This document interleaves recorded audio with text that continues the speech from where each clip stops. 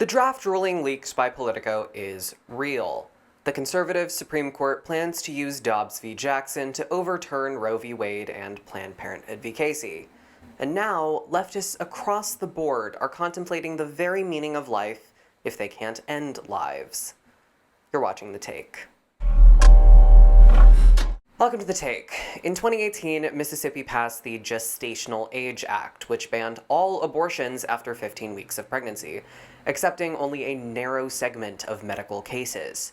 Of course, this conflicted with Roe v. Wade, which allows all abortions pre-viability, and Planned Parenthood v. Casey, which prevented states from placing an undue burden on receiving abortions. Jackson Women's Health Organization took Mississippi to court on constitutional grounds in 2020, and the case remained in litigation for 2 years until last month when Politico leaked a ruling which upheld the act and overturned Roe and Casey, kicking the issue of abortion back to the states and prompting unbridled outrage from people who can't distinguish an abortion from a... Actually, never mind, I can't make that joke. Before we jump into this episode, please understand what a difficult task this is. With most jokes, the right delivery can make anything funny. But with abortion jokes, there is no delivery. It's hard. Anyways, abortion has now become the issue of the century for Democrats who are desperately searching for a favorable topic ahead of midterms. They were even going to make a musical about it, but they couldn't agree on a name. The top contenders being Dear Unborn Evan Hansen, Phantom of the Uterus, West Side Story with a Broken Condom, or post-Roe Alexander Hamilton. Hamilton is my favorite. Vote yours down in the comments. As soon as the draft leak was confirmed, Planned Parenthood decided to seize the marketing opportunity.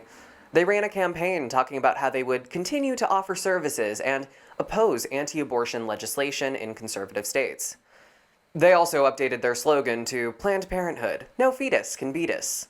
Chuck Schumer also took the opportunity to introduce some absolutely ridiculous legislation into the Senate.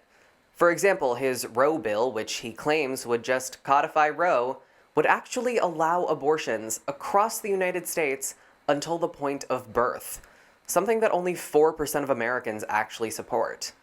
Look, no matter what you think about abortions, we need to agree that there is no logical difference between a baby in the birth canal and one fresh out of the oven.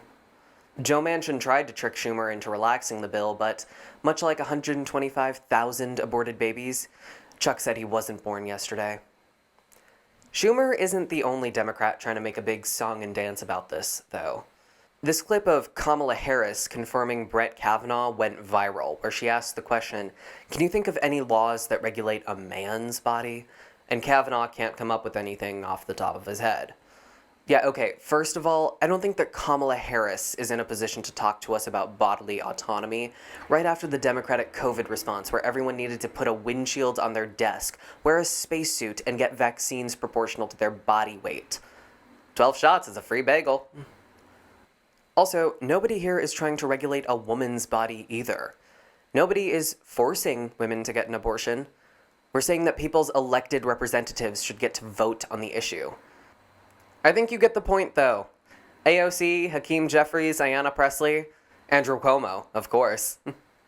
Pegasus Brave parody headline reads, former NY Gov Cuomo says, Roe v. Wade gets me laid, responding to draft leak. Every Democrat has something or another to say about abortions, and it's all ridiculous.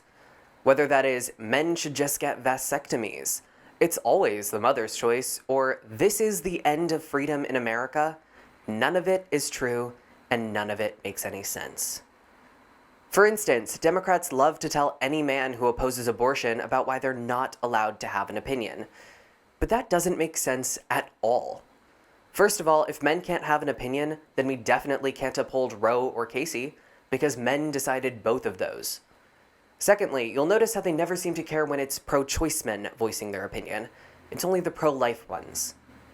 And lastly, where else do we apply that logic in real life? That'd be like if Quentin Tarantino unilaterally decided if foot porn was legal. Abortion impacts all of society. Men were once children too. Men participated in the making of the child. Everybody has a stake in this. The point is, we need to start having an honest conversation about abortion that doesn't devolve into the realm of extremism. I, for example, am very open about how I don't think this case goes far enough. I think that under the 14th Amendment, the Supreme Court should outlaw abortions across the United States from the point of conception, with only medical exceptions. But I can also understand arguments for following other Western nations, 12-week gestation, 15 weeks gestation. There is a conversation to be had here and to be voted over. Either way, though, we need to stop letting people riot outside of justices' homes or have Democrats profiteering off of misinformation. Because for it or against it, we can't split the baby anymore. Hey folks, thanks for watching The Take. If you enjoyed this video, please give it a like, and if you want to see more content like this, hit that red subscribe button and press the bell so you get notified whenever we release new content. If you want to see more of our daily content, you can also follow us on social media. Links in the description. Thank you for watching. I'll see you next time.